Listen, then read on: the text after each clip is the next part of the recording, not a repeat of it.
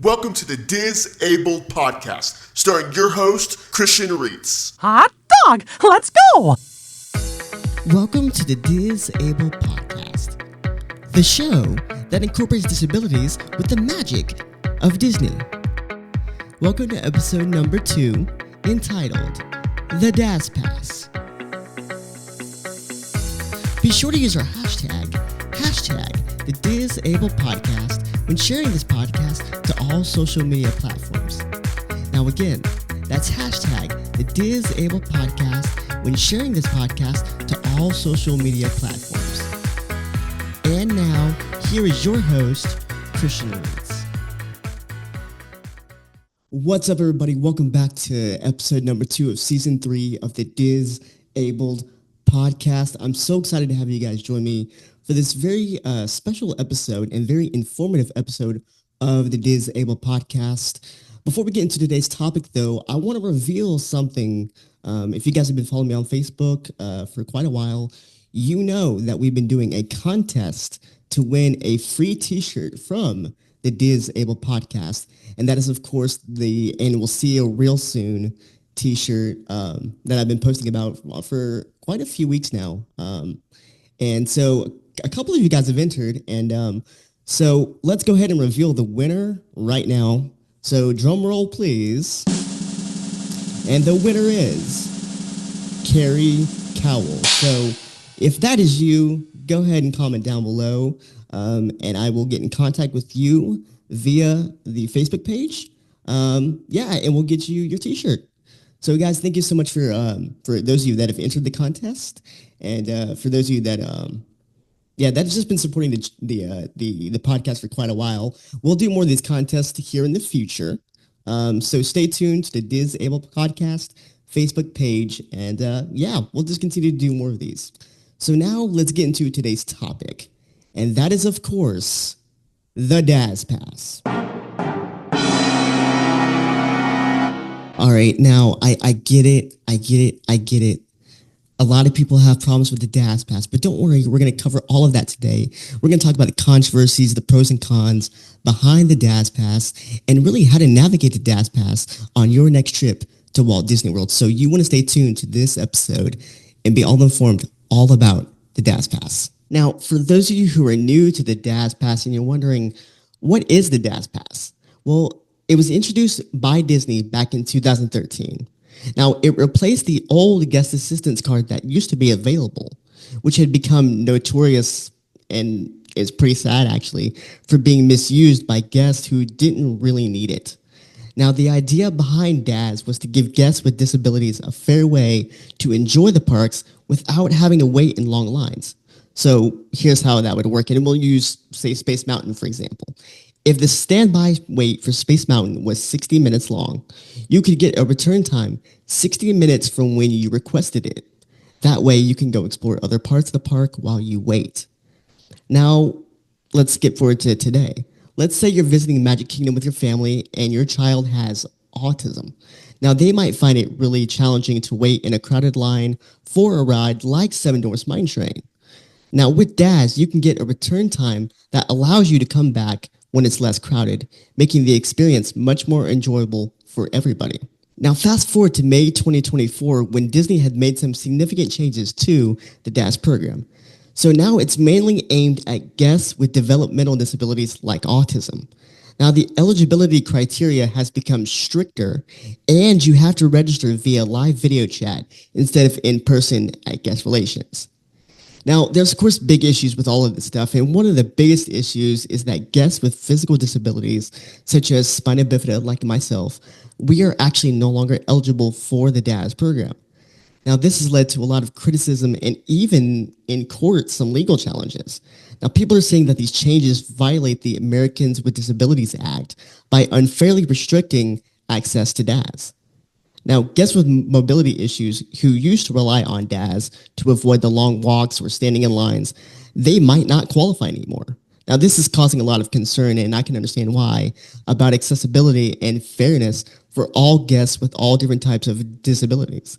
I mean, imagine being a guest who uses a wheelchair and finding out that you cannot use the DAS pass anymore. Like, it's really not just about convenience anymore. It's really being about it actually really was never about convenience, to be honest. It was really about being able to fully enjoy the park without facing unnecessary barriers. Now, let's break down some of the main criticisms of the new DAS policies. Now, a lot of people are upset that guests with physical disabilities are being left out, and it feels like they're being overlooked and discriminated against. Now, this is especially true for guests who have conditions like arthritis or chronic pain, where standing for long periods can be really challenging for them. Now, another big criticism is that the eligibility criteria are too narrow. It mainly focuses on developmental disabilities, which means other types of disabilities seem to be excluded from that program. Now, this has raised questions about why Disney chose to limit it this way and whether or not it's actually fair. Now, there's also a feeling that these changes are driven by money. In fact, some people think Disney's trying to get guests to buy paid services like lightning lanes instead of using the DAS. Now, this has really alienated the disabled community who feel like they're being pushed towards more expensive options, which, again, I can understand that as somebody who is disabled. I can understand why people would say that way. Now, guests are also reporting increased anxiety and fewer visits because of these changes. Now, studies have shown that about half of the guests who were denied the DAS said that they would actually visit less often, and over a third have even said that they wouldn't come back at all. Now, that's a pretty significant drop if you think about it, and it really highlights how much these changes are impacting the community of disabilities at large. Plus, Disney has even suggested using ECVs as an alternative, but again, there just doesn't seem to be enough of them. In fact, this has even created even more barriers for disabled guests who can't find other options. Now, again, imagine needing an ECV to get around the park, but finding out that they're all rented out. It's not just inconvenient, it can actually make the whole experience feel inaccessible. Now, lastly, the new system doesn't seem very flexible. In fact, there are stories, if you look at all over social media, Twitter, Facebook, Instagram, of people who are guests who have a disability, and they're actually being denied the DAS program. And to be honest, if you look at all the stories, it's actually really heartbreaking. I mean, you hear about families who are looking forward to this magical special Disney vacation, only to find out that they just can't use DAS like they used to. You know, it's not just about the logistics, it's about the emotional impact that these changes have on families. Now, if we skip forward to January 2025 this year, Disney has made a small but notable change to the DAS Pass policy wording on their website. They have removed the word only from the description of those who qualify for DAS. Now, the old wording used to say this, that DAS was intended to accommodate only those guests who, due to a developmental disability like autism or similar, are unable to wait in a conventional queue for an extended period of time. But now it simply states that DAS is intended to accommodate those guests who, due to a developmental disability like autism or similar, are unable to wait in a conventional queue for an extended period of time. Now, I know that change might seem minor, but it could potentially broaden Disney's interpretation of people who qualify for DAS and those who are eligible for the program. Now, while the policy still emphasizes developmental disabilities like autism, the absence of the word only may, possibly could, leave room for other similar conditions that may not fit the traditional definitions, but still meet the intent of the service. Now, additionally, as of February 2025, as of this recording that you're hearing right now for this podcast, Disney has extended the DAS registration window to 60 days before a park visit. Now, this change does allow guests more time to prepare and plan their visits, which could be particularly helpful for families who might need to adjust their plans based on whether or not they qualify for the DAS program. Now, the backlash against these changes has been huge. Advocacy groups like DAS Defenders are organizing protests and petitions highlighting cases of terminally ill guests and disabled veterans that are being denied the DAS program. In fact, there's even a lawsuit, Malone versus Disney, that's moving forward. That's actually what the lawsuit is called. And it argues that Disney's eligibility criteria are arbitrary and legally not justifiable under the ADA. Now, if the plaintiffs win this case, Disney might have to change or roll back these changes. And this could set a precedent for how other theme parks handle disability accommodations. Again, it's not just about Disney, it's really about setting a standard for inclusivity across the industry of theme parks at large. So for those of you that are probably listening to this podcast now and you're thinking, okay, Christian, you're scaring me about this whole DAS Pass program. What do I do now? Well, don't worry, I got you. Now, if you're planning to use DAS, you want to make sure to register early via the live video chat system. Now, this service is valid for the length of your ticket or up to 240 days, depending on when you registered. Now, you can manage your DAS Pass return times through the My Disney Experience app, which you can find that app on Apple and Android in your app store. And that makes it easier to plan your day at the parks. Now, here are a few more tips in case you're still kind of reeling about the whole thing to making the most of the DAS program. You can register as early as possible to avoid any last-minute issues. Again, using the My Disney Experience app to manage your DAS return times sufficiently. You can also use that app. And don't hesitate, honestly, to reach out to guest relations at the park or on the phone if you need any assistance or adjustments to your party. And it's also important that you stay informed about any updates or changes to the DAS policy. Now, Disney will often make adjustments from time to time based on the guest feedback, so keeping up with the latest news can help you navigate the system more smoothly.